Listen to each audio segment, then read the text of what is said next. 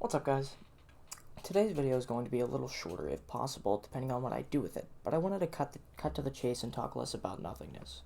Today, I wanted to talk about the album Resin by Kill Bill. You know my stance on it. Love his stuff.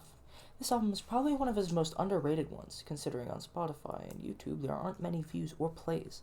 Granted, it certainly isn't the best album that he has, but Resin is an album that I feel needs a little bit more love and more listens, considering a lot of the songs aren't talked about.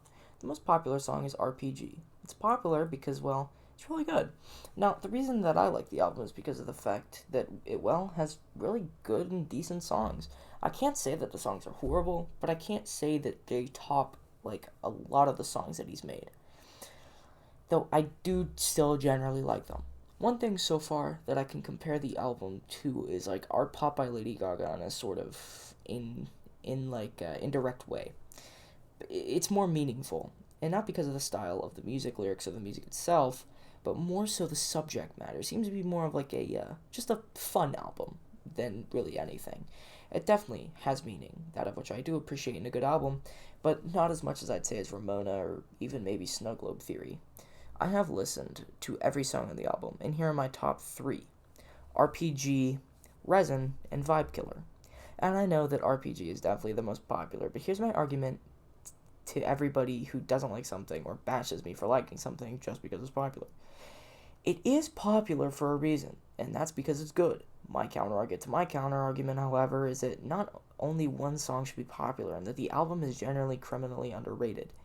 The second best song is, of course, Resin, and the third best one is Vibe Killers. And the reason I say that Resin is really good is because the first and even the other flow changes are really well. It all blends together, and wherever, even if he produced it himself, wherever he got the beat is the right place to look. It's really good despite using samples that aren't generally, quote unquote, orthodox samples for good music.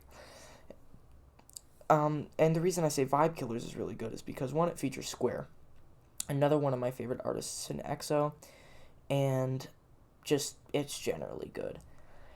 The beats in these songs are extremely good, despite being made in what seems like unconventional samples sometimes, and the lyrics are, as usual, quite pristine.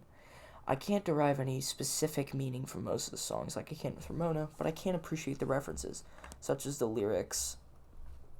The words we want to look at is still hit your indigo, third eye, whatever. Now, I never expected a reference like this, sort of a reference to spiritualism. The color indigo is associated with one of the chakras of the human or the third eye. It's a pretty unforeseen reference, and I do understand the lyrics of most of the songs, but I can't really find too many noteworthy references. Also, I've noticed in the beat for RPG, he used a song called TXT by like MNDSNG or something like that, I don't know. And in the background of the song is a sped up but pitched down version of the instrumental of Messages from the Stars by the Raw Band. I thought that was pretty interesting as well. I haven't noticed any noteworthy references, even though every single reference made by Kill Bill is great, especially if you get them. I also just generally like every single reference by Kill Bill. I also just generally like the sound of the music. I'm not saying that this is a bad thing, it's not at all. But this time I couldn't derive any explicit meaning in a lot of the songs. Sorry about that one. I kind of just wanted to advertise Kill Bill's stuff and just give a review of what I think is Kill Bill's most underrated album. Thanks for watching, and I'll see you guys later. I know that this is short, but, it's a short and sweet video. I don't like uploading really long videos, and, I always say that I'll get back to making them, but I'm not going to make as often. I mean, I have a really unpredictable schedule of when I want to make something or when I want to do something. But, enough of that. Thanks for watching. I'll see you guys in the next video that I create. Bye, guys.